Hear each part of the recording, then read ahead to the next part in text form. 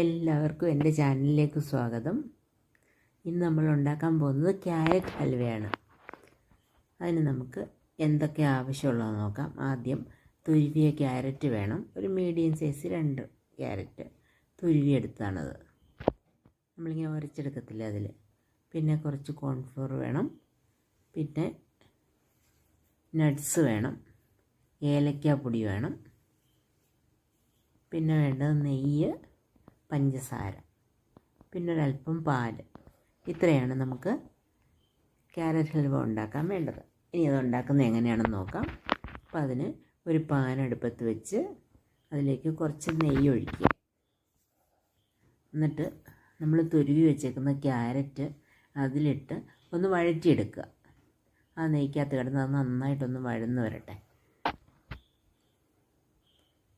അതിൽ കുറച്ച് വെള്ളമൊക്കെ പോയി അത് നന്നായിട്ട് നെയ്യ് പിടിച്ച് ഒന്ന് വഴന്ന് വരുമ്പം അതിലേക്ക് നമുക്ക് എടുത്ത് വെച്ചേക്കുന്ന പാലൊഴിച്ച് കൊടുക്കാം. കുറച്ച് പാൽ മതി ഈ ക്യാരറ്റ് ഒന്ന് വെന്ത് കിട്ടാൻ. ആ പാലിനകത്ത് കിടന്ന ക്യാരറ്റ് ഒന്ന് വെന്ത് വരുമ്പോഴേക്കും നമുക്ക് അതിനകത്തേക്ക് പഞ്ചസാര ചേർക്കാം.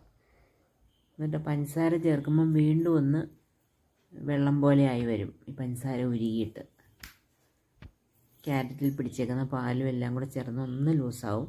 പിന്നെ അത് വീണ്ടും അങ്ങ് കുറുകിക്കോളും. അപ്പോൾ നന്നായിട്ട് കുറുകി വരുന്ന സമയത്ത് നമ്മൾ കുറച്ച് നെയ്യും കൂടി ഇട്ട് കൊടുക്കണം. എന്നിട്ട് വീണ്ടും കുറച്ച് നേരം ഇളക്കി കഴിയുമ്പോഴത്തേക്കും പാത്രത്തിൽ നിന്നൊക്കെ വിട്ട് വരും. ആ സമയത്ത് നമ്മൾ നെയ്യ് തടവി വെച്ച ഒരു പാത്രത്തിൽ വെച്ച് ആറിക്കഴിയുമ്പോൾ നമുക്ക് കട്ട് ചെയ്തെടുക്കാം. ഇതിപ്പോൾ കുറച്ച് ചെറിയ അളവിലേ ഉള്ളൂ.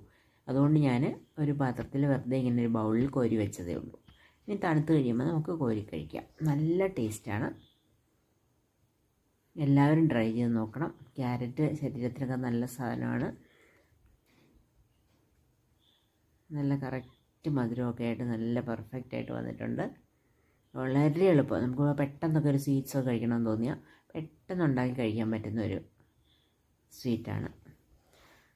അപ്പോൾ എല്ലാവരും എൻ്റെ ചാനലൊന്ന് സബ്സ്ക്രൈബ് ചെയ്യുക, ലൈക്ക് ചെയ്യുക, ഷെയർ ചെയ്യുക. Thanks for watching.